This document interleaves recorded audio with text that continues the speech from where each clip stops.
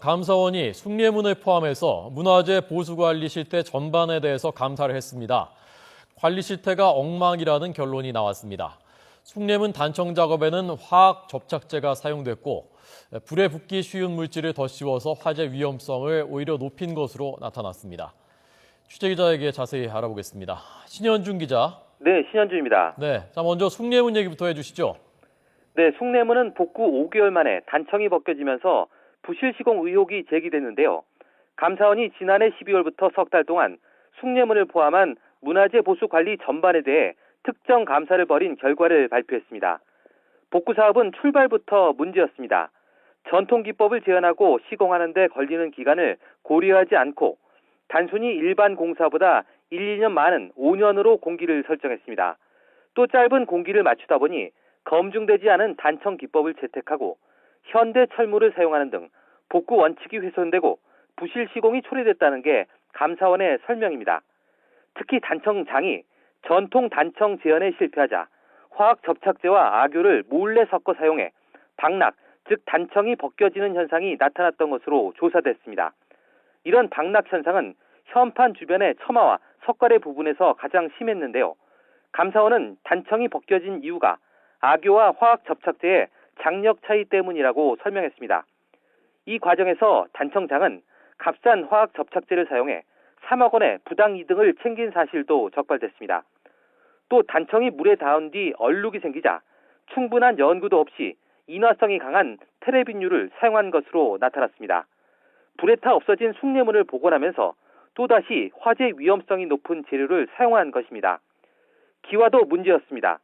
화재 전에 있던 전통 기와가 아니라 크기가 작은 현대식 KS 기와를 임의로 변경해 시공했습니다. 또 조선 중기 이후 높아진 지반을 모두 걷어내고 복원을 하기로 해놓고 시공 편의를 위해서 일부만 제거해 당초 계획보다 최고 30cm 가까이 지반이 높아진 것으로 드러났습니다. 감사원은 그러나 소나무 바꿔치기나 기증목 유용 등은 현재 경찰 수사가 진행되고 있어 감사 범위에서 제외했다고 밝혔습니다. 또 논란이 됐던 목재 균열은 지난해 11월 숭례문 종합점검단의 자체 점검 결과 안전성에 문제가 없는 것으로 판단돼 감사에서 제외됐고 숭례문 기와의 동파 가능성은 실험 결과 한국산업표준 기준을 충족했습니다. 감사원은 단청공사와 지반복원공사를 부실하게 한 숭례문 복구단장 등 5명에 대해서는 징계를 요청하고 단청과 지반, 기와에 대해서는 철저한 고증을 거쳐 재시공하라고 통보했습니다. 네. 자, 독립문과 첨성대도 문제가 있었다면서요? 네, 부실 복구와 부실 시공 현상은 다른 문화재 역시 마찬가지였습니다.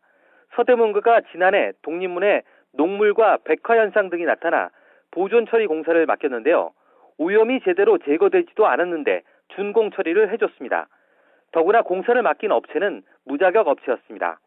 경주 첨성대의 경우에는 현재 상단부가 20cm 이상 기울었는데요.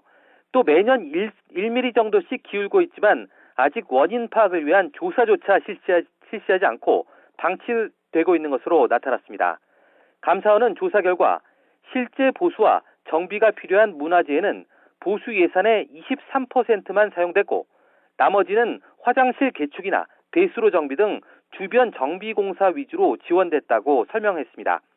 보물 제1211호인 반야바라밀다신경 약소는 곰팡이가 피어 보존 처리가 필요한데도 지자체의 신청이 없어 방치되고 있고 앞마당 석축 복구에는 12억 원이 지원된 것으로 드러났습니다. 해외에서 환수한 문화재 관리도 엉망이었습니다.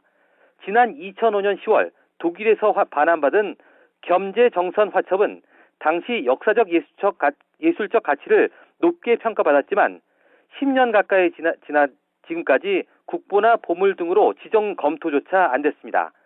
감사원은 해외에서 반환된 문화재 4,700여 점 가운데 4,600여 점이 문화재 지정조차 검토되지 않고 방치되고 있다고 지적했습니다. 지금까지 감사원에서 YTN 신현주입니다.